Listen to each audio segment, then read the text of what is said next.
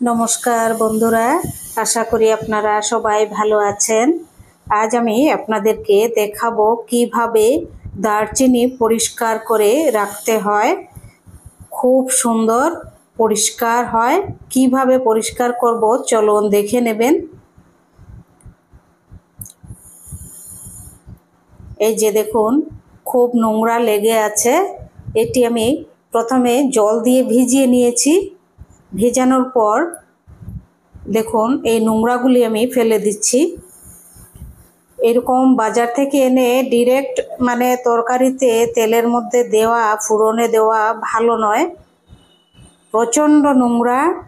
তো এটি এইরকম ভাবে একটি ছুরি দিয়ে পরিষ্কার করে তারপর রোদে শুকিয়ে নেব।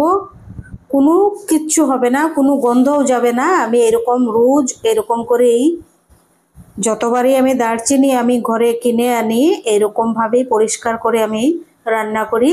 অ্যাজ ইট ইজ এটির সেন্ট থেকে যায়, সেন্ট কোনো নষ্ট হবে না। এইরকম ভাবে পরিষ্কার করে নোংরাগুলো এই নোংরা যদি থেকে যায় ডাইরেক্ট এমনি জল দিয়ে ধোয়ার পরে যদি এমনি ছুরি ছাড়া, তাহলে পেট খারাপ হওয়ার শরীর খারাপ হওয়ার সম্ভাবনা আছে। দেখুন কি পরিমাণ লেয়ার আছে এটার মধ্যে। এই লেয়ারটি ফেলে দেব, ভালো নয়। বাইরের অনেক নোংরা এটির মধ্যে লেগে থাকে। এরকম ভাবে ছুরি দিয়ে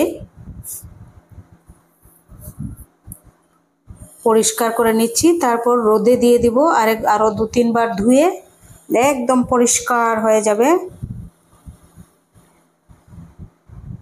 আপনাদের যদি এই প্রসেসগুলো ভালো লেগে থাকে আর আমার চ্যানেলটি যদি সাবস্ক্রাইব করেন খুবই উপকৃত হব।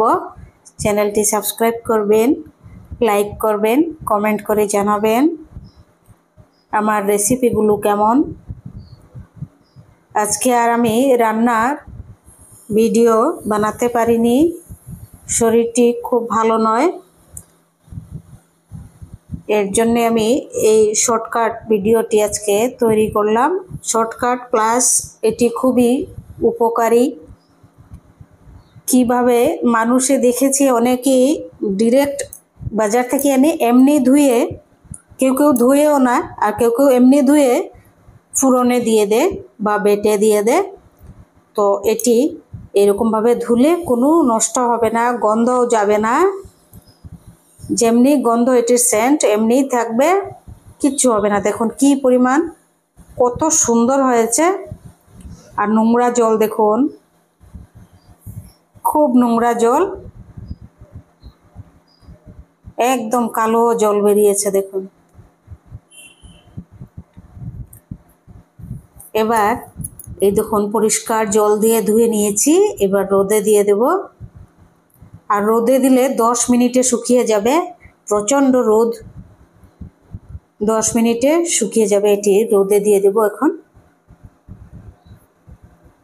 কি পরিষ্কার হয়েছে দেখুন, কত ভালো লাগছে। দেখুন রোদে দিয়ে 10 মিনিটে শুকিয়ে গেছে দারচিনি, একদম নিট অ্যান্ড ক্লিন। শরীরের জন্য খুবই ভালো। এইরকমভাবে দারচিনি ধুয়ে রাখবেন সংগ্রহ করে, পরিষ্কার করে। সবাই সুস্থ থাকবেন, ভালো থাকবেন। আর আমার এই প্রসেসটি কেমন লেগেছে আপনাদের কমেন্ট করে জানাবেন। অনেকেই আমি দেখেছি ডাইরেক্ট বা না এমনি ধুয়ে তরকারিতে ব্যবহার করেন। তো এরকম ব্যবহার করা ঠিক নয়।